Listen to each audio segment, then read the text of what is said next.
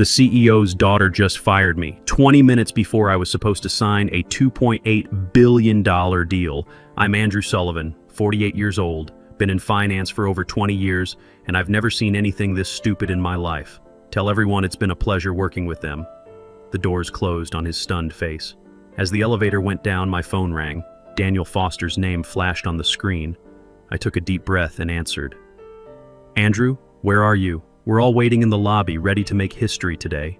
There's been a change of plans, I said, keeping my voice steady. I'm no longer with the company. Silence. Then, what are you talking about? I've been terminated. Effective immediately. Terminated on signing day? That's ridiculous. This is some kind of negotiation tactic. The elevator doors opened to the lobby. I could see Daniel standing with his team from Pinnacle Capital, phone to his ear, free hand waving around in confusion. Behind him, Ashley Martinez had come down the stairs, probably wanting to watch the big moment. No tactic, Daniel, just reality. I suggest you speak with the company's representatives about how they want to proceed. I walked out with my box of stuff. Daniel spotted me immediately and his face went from confused to alarmed. He ended the call and walked over. There he is. He clapped me on the shoulder like he was refusing to believe what I'd just told him. Ready to sign the merger? I took a breath, knowing Ashley was watching us. Afraid not. She just fired me. Deal's off. His face hardened as he turned to Ashley, who'd followed me down. You did what? Ashley's smug look shifted to confusion as Daniel's words sank in. Behind him, the entire Pinnacle team stared at her like she'd grown a second head. I was just enforcing company policy, she said, clutching the employee handbook like a shield. He violated our dress code by not wearing a suit jacket. Daniel's expression darkened. You fired the lead negotiator of a $2.8 billion merger because he wasn't wearing a jacket? Brian Martinez appeared then, rushing from the elevator with several board members behind him. Daniel, I'm sure we can sort this out. Andrew is valuable to us and this is clearly a misunderstanding. But Daniel had already turned away, talking quietly to his team. I caught pieces, respect for their own people, and if this is how they treat their best talent.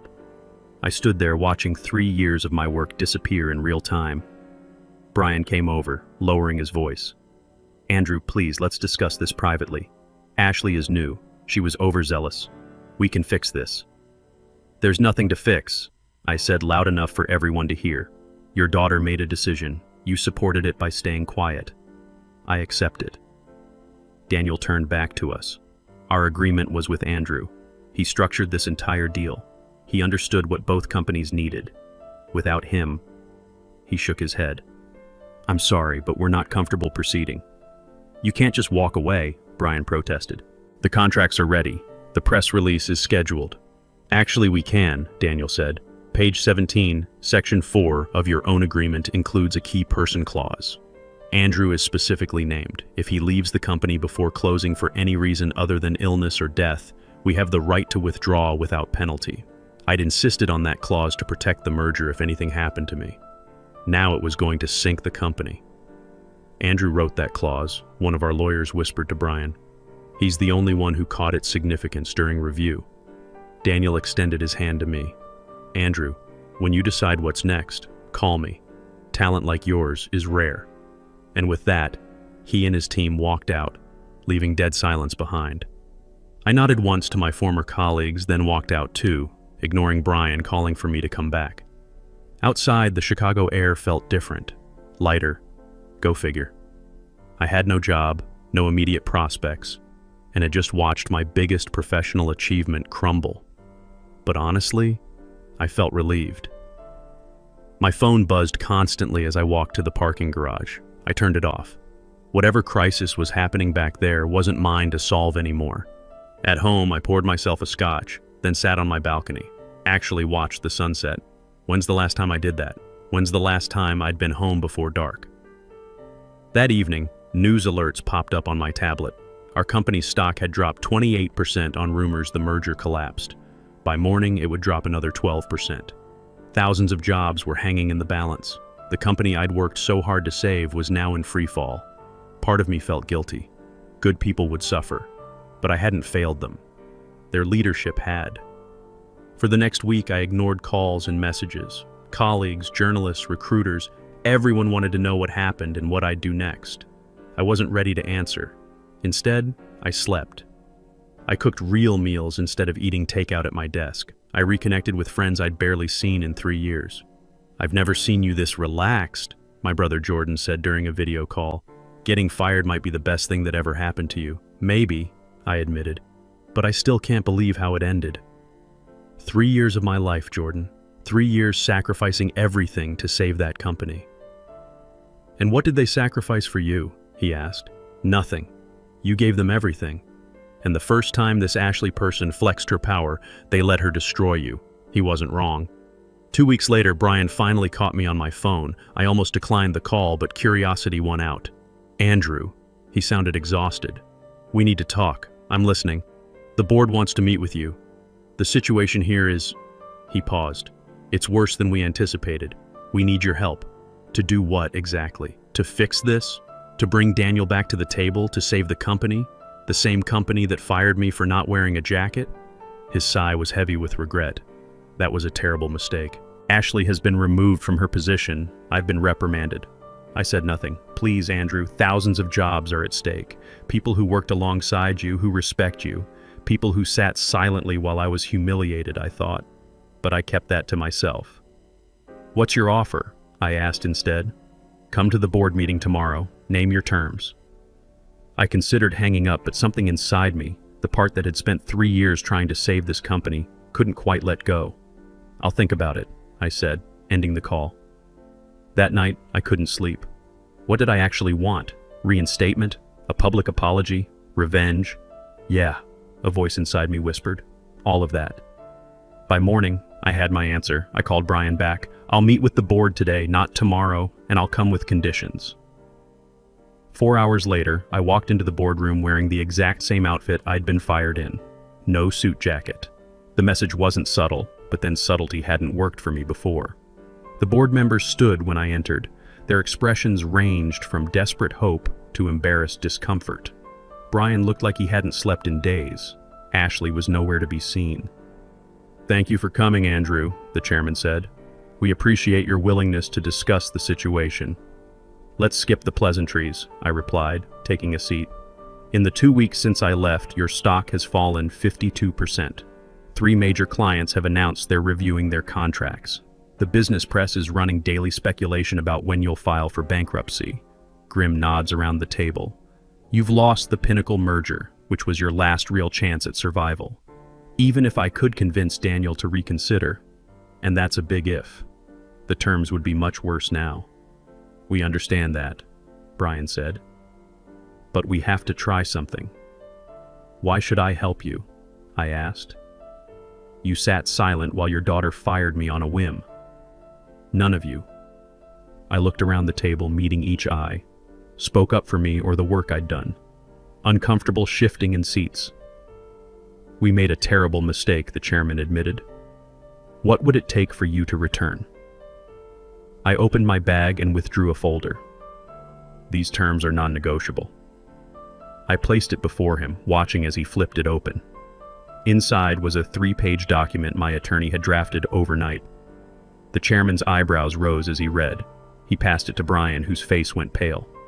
"This is extensive," Brian said. "Yes. It includes full reinstatement at triple my previous salary, a seat on the board, complete autonomy over strategy, and a substantial equity stake in the company. Also, there's this clause about new ventures. Any new business initiative I develop while employed here remains 60% my personal property," the chairman read aloud. "The company may claim 40% ownership, but I retain controlling interest. That's highly unusual. So is firing your CFO over a dress code on the day of a $2.8 billion merger signing," I replied evenly. "Consider it insurance against future misunderstandings." They looked at each other, silent conversation passing between them. Finally, the chairman spoke. "And if we agree to these terms, you'll try to bring Pinnacle back?" "I'll try. I can't promise success." Another exchange of glances. Then the chairman pushed the contract back to me, now bearing his signature. Done. One by one, the other board members signed. Brian was last, his pen hovering briefly before he added his name. "When can you start?" the chairman asked. "I already have," I said, standing up. "I'll be in my office making calls. I suggest you all prepare for a very difficult few months." As I turned to leave, Brian called after me. "What about Ashley?" I paused at the door. What about her? She's still with the company, in a junior role in the marketing department. Will that be a problem? I smiled thinly. Not for me. That night, I called Daniel. The conversation was long and difficult. As I'd predicted, he was reluctant to re-engage. Your company showed its true colors, he said. Why would I trust them again? You wouldn't be trusting them, I replied. You'd be trusting me, and I now have the authority to guarantee what I promise. After 2 hours, he agreed to consider a revised proposal with significantly less favorable terms for my company. It wasn't ideal, but it was something. Over the next few weeks, I worked relentlessly to stabilize what could be saved. Many departments had to be restructured. Some people lost their jobs, none of whom had been in that conference room when I was fired. I saw Ashley occasionally in the hallways. She always looked away quickly. I never approached her or mentioned her name in meetings. Her presence or absence meant nothing to me, or so I told myself. But an idea had begun forming in my mind from the very first day of my return. That unusual clause in my contract, the one giving me majority ownership of new ventures, hadn't been random. I had a plan, one that would take time and patience. It began with a conversation with Chloe Anderson, our head of business development. I need a side project, I told her over lunch one day. Something small, experimental. Can your team help? Chloe, delighted that I'd singled her out, agreed immediately. What kind of project? I've been thinking about executive consulting, specifically helping companies navigate complex M&A transactions. She looked surprised. That's not exactly a huge leap from what we already do. No, I agreed. But it's an area where we could build something independent, and my contract allows for exploration of new verticals. Within days, Chloe had assembled a small team. We worked evenings and weekends conducting research, developing methodologies, identifying target markets. I was particularly interested in helping mid-sized companies prepare for major acquisitions, companies that couldn't afford the big consulting firms but needed serious expertise. Why focus on the smaller deals? One team member asked. The big companies pay more. Because that's where the real need is, I explained. And smaller companies appreciate genuine partnership more than the Fortune 500s do. The team embraced the challenge with enthusiasm. They saw it as a creative outlet from their regular work, a fun project with a leader who actually knew what he was talking about. Meanwhile, I continued rebuilding relationships with key clients and slowly, painfully, reconstructing a viable merger plan with Pinnacle.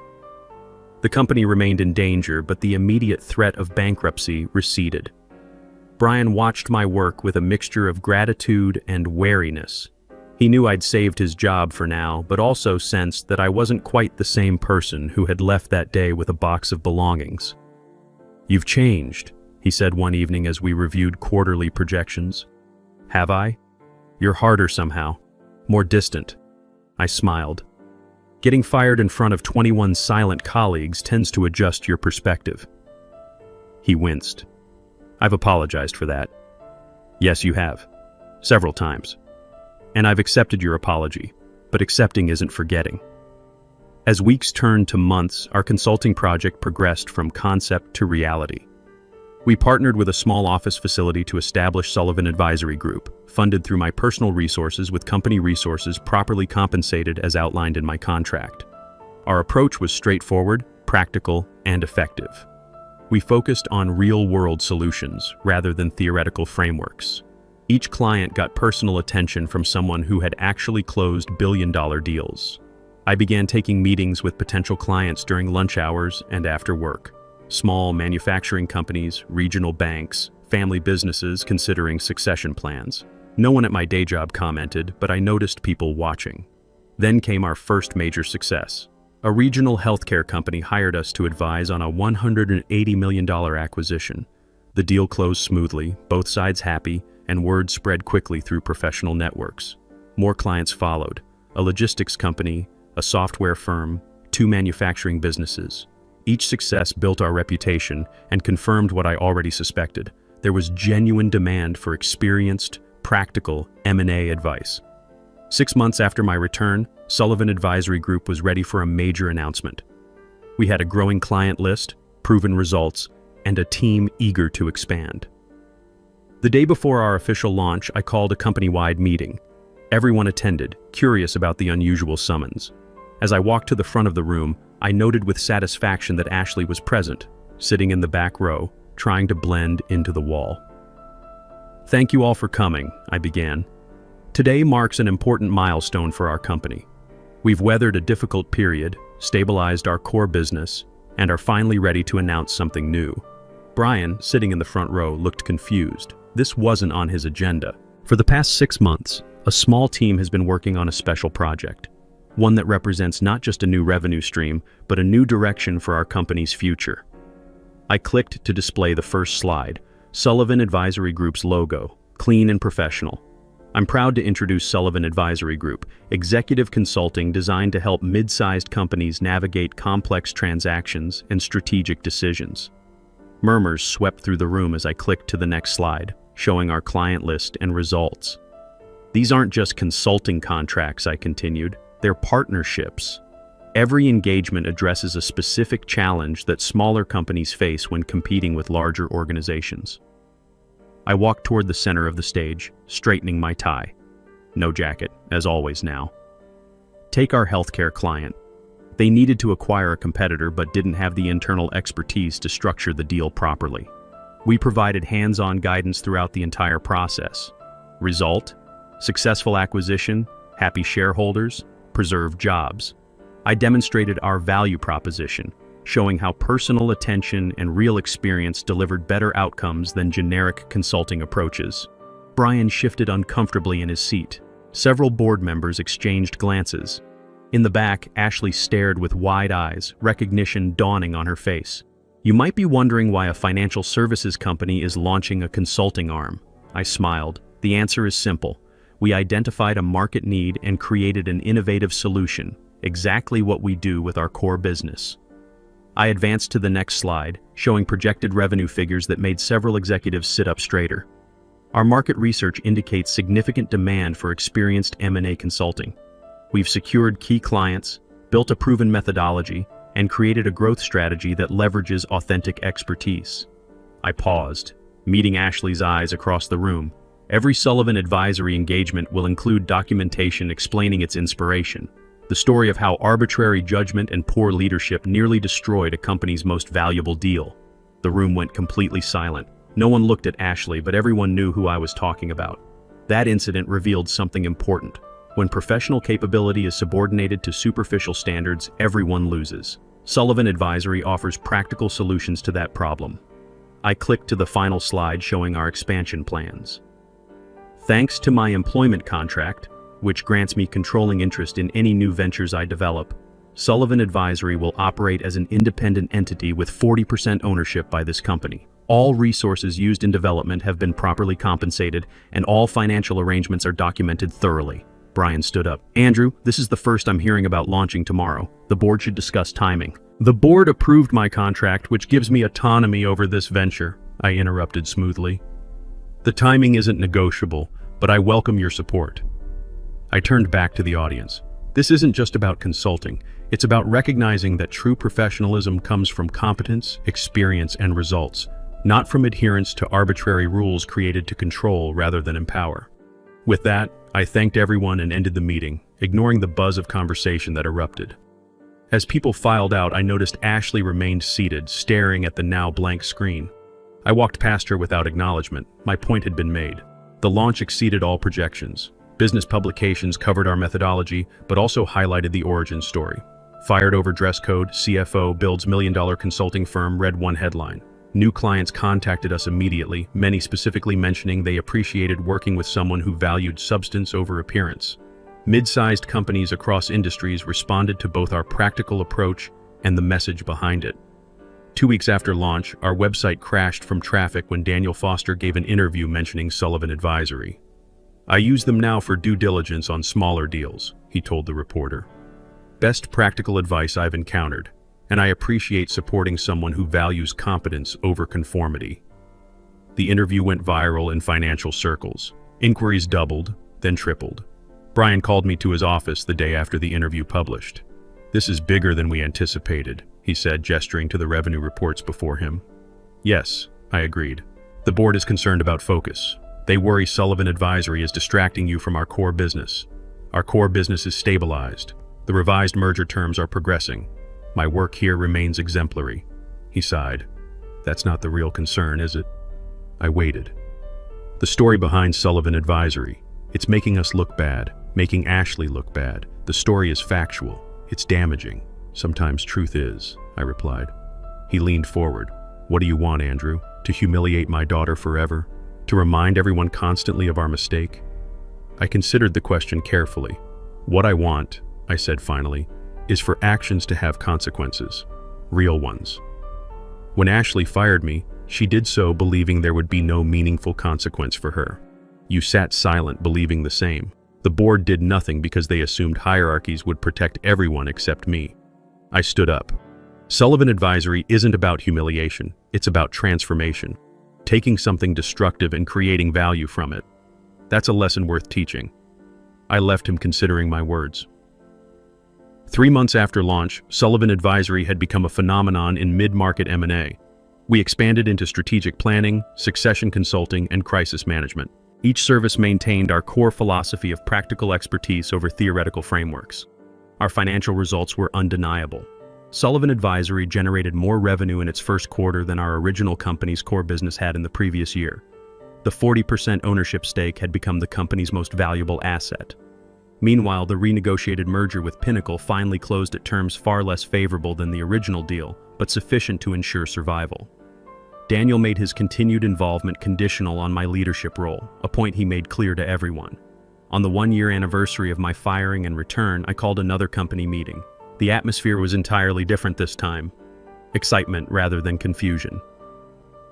I took the stage wearing a Sullivan Advisory polo shirt, casual but professional. 1 year ago, I was fired from this company for not wearing a jacket, I began. Today, I want to talk about growth, not just in revenue, but in understanding. I gestured toward the charts displaying Sullivan Advisory's remarkable trajectory. Our consulting firm began as a response to arbitrary judgment. It has become something more, a business celebrating competence over compliance. Brian watched from the front row, expression unreadable. Today, I'm announcing 2 things. First, Sullivan Advisory will become fully independent effective next month. This company will retain its 40% ownership stake, providing substantial ongoing revenue without management responsibility. Applause broke out. The financial benefits were obvious to everyone. Second, I continued when the room quieted. I've established a mentorship program funded by Sullivan Advisory profits.